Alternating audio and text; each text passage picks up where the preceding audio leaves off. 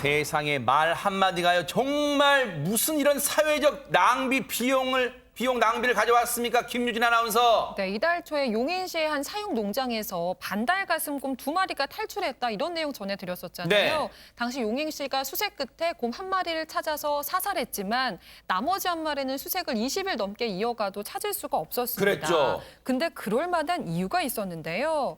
알고 보니까 사라진 곰은 애초에 1마리뿐이었던 겁니다. 허허!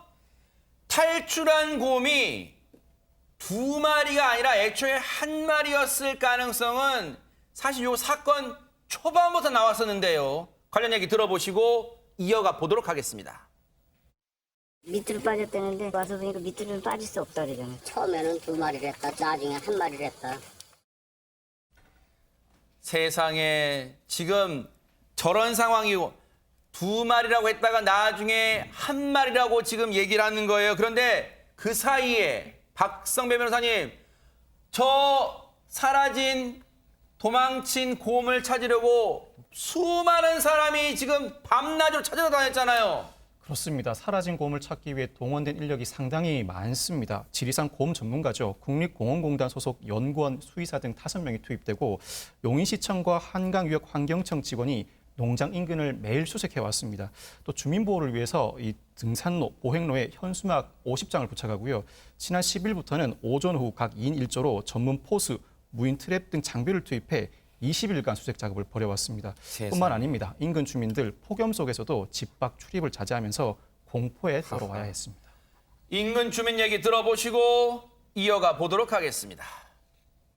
아무래도 집 가까이 산이 있고 하니까 나타날까봐 주위에서 기다다가 아이들 거의.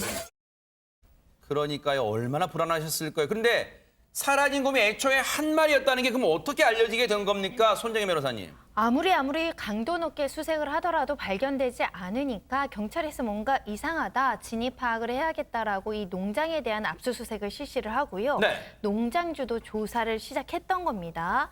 그런데 압수수색 과정에서 반달곰 사체 일부를 발견하게 되고요. 조사를 했더니 농장주가 그제서야 지난 1일 1마리를 도축했다. 그리고 지난 6일 탈출한 반달 가슴곰은 2마리가 아닌 1마리였다 이야기를 한 건데요. 네. 그동안 여러 가지 수색 작업을 벌였던 용인시는 그제야 현장에 투입했던 포수 인력을 모두 철수시켰습니다. 네. 아이고.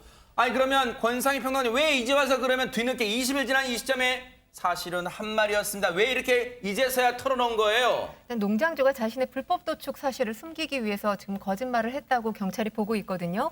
이 도축 등의 사유로 이 사육 중인 곰에서의 변동이 생겼을 때 환경부에 즉시 신고를 해야 합니다. 하지만 이 농장주 곰을 도축한 뒤에 신고를 하지 않았다고 합니다. 이 해당 농장주 또 이와 관련해서 전력이 있어요. 곰 탈출, 옹담 채취, 불법 증식 등으로 수차례 물의를 빚었던 적이 있는데요. 지난해도 불법 곰 도축으로 동물보호단체로부터 고발이 돼서 징역 4개월에 집행유예 1년을 선고받기도 했습니다. 네. 어쨌든 지금이나마 다시 진실이 밝혀져서 주민들의 불안감도 덜게 돼서 다행인 것 같습니다. 또 법의 처벌 달게 받길 바랍니다.